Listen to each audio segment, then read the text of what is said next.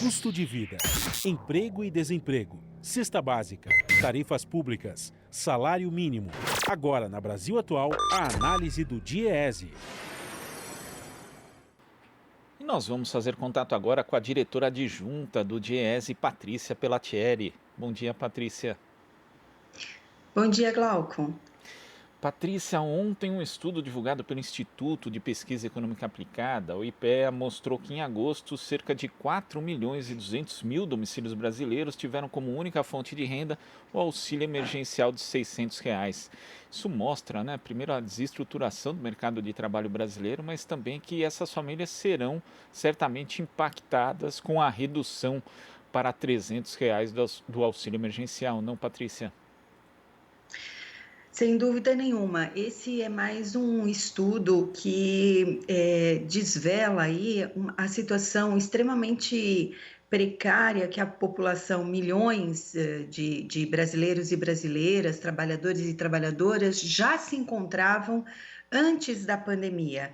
E o risco que está colocado com essa redução severa, não só do valor, mas também do universo de pessoas que que receberão o auxílio, né? Então, é bem importante olhar os detalhes desse estudo. Ele é baseado na PNAD Covid. Desculpe, então aqui nós temos que fazer uma ressalva, que é uma pesquisa experimental do IBGE, que não deve ser comparada com a PNAD,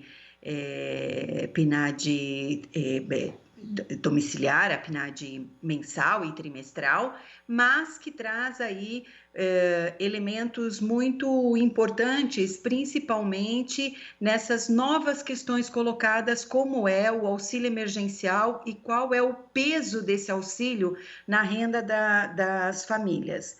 Então, olhando o microdado da PNAD Covid, que foi o que o grupo de conjuntura do IPEA fez, por um determinado olhar, que é o olhar da renda, é possível aí afirmar que esse auxílio ele foi fundamental para a manutenção da vida das pessoas e ele continua sendo. Então, vamos lá. No estudo, eles mostram que esse valor do auxílio emergencial, ele superou a perda da massa salarial em 41% das pessoas que permaneceram ocupadas em agosto. E isso é com um impacto ainda maior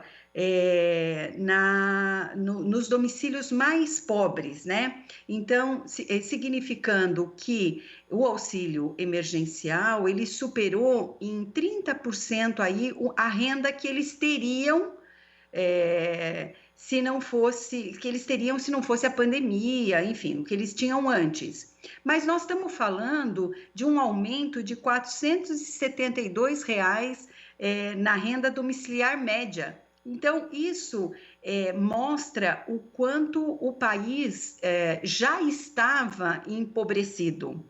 Somando aí com outras pesquisas, como o da pesquisa de orçamento familiar, de 2017 e 2018, que mostram que tinham mais de 10 milhões de pessoas passando fome, somando isso, a questão da alta dos alimentos, principalmente daqueles alimentos básicos, feijão, arroz, que subiram mais de 30%, 20%, do leite. Então, tudo isso mostra como esse auxílio foi fundamental para garantir o mínimo da alimentação. Então, discutir a redução significa aumentar em muito aí as pessoas que passarão fome, né? Então, como você apontou, ele traz que mais de 4.250.000 pessoas, brasileiros e brasileiras, só tiveram em agosto, então nós estamos falando desse mês que passou, da última parcela do auxílio de R$ 600, só receberam o auxílio emergencial, não tiveram mais nenhuma fonte de renda. Mas também o estudo traz que não são só esses 6% de domicílios, tem mais 15 milhões de domicílios que não têm nenhuma renda do trabalho.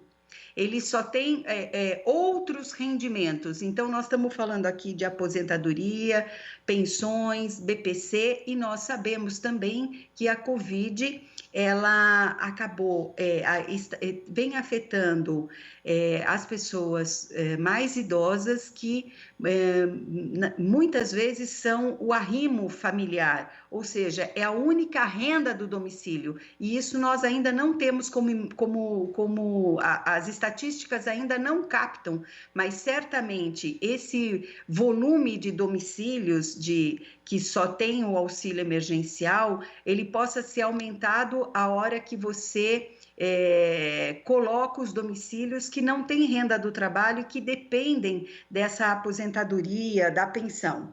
Então, é importante a gente também destacar que, embora o estudo aponte que o peso do auxílio emergencial de agosto, ele se reduziu, tendo em vista aí o retorno de algumas atividades, essa redução ela ainda é insuficiente para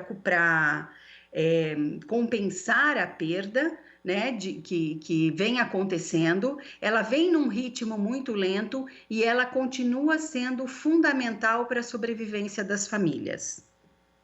E Patrícia, quando você fala da questão a gente fala da questão dos aposentados, dos beneficiários do INSS, é sempre bom ressaltar, inclusive, que com o fim da política de valorização do salário mínimo, no ano que vem, só haverá reposição da inflação, não haverá aumento real, ou seja, isso também deve prejudicar ainda mais a recuperação da renda, e isso aliado ao fim do auxílio emergencial que é projetado para o início do ano que vem. É uma conjunção muito ruim, em especial para as famílias mais pobres, Patrícia.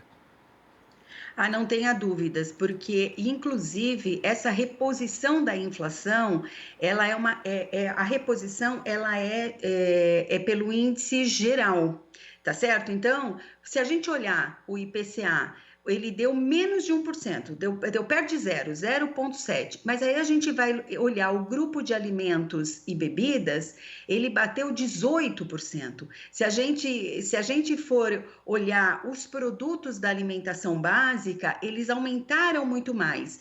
E por que eu estou falando que não repõe, então? Porque quanto menor a renda, maior o peso da alimentação. Então, esse índice geral, ele não vai repor essa perda.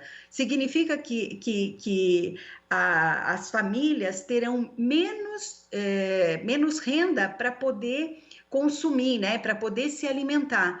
Então, talvez a base melhor para a gente ver o peso disso é o valor da cesta básica. E a gente vê que esse auxílio emergencial, ele está muito próximo do valor de uma cesta básica. Então, na verdade, nós estamos falando de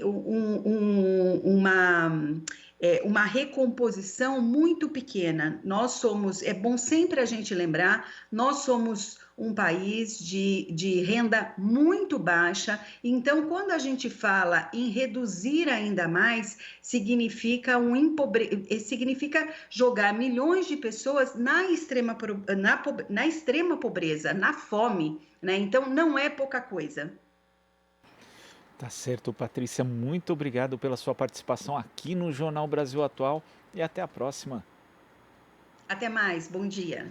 Bom dia. Conversamos aqui com a diretora adjunta do DIEESE, Patrícia Pelatieri.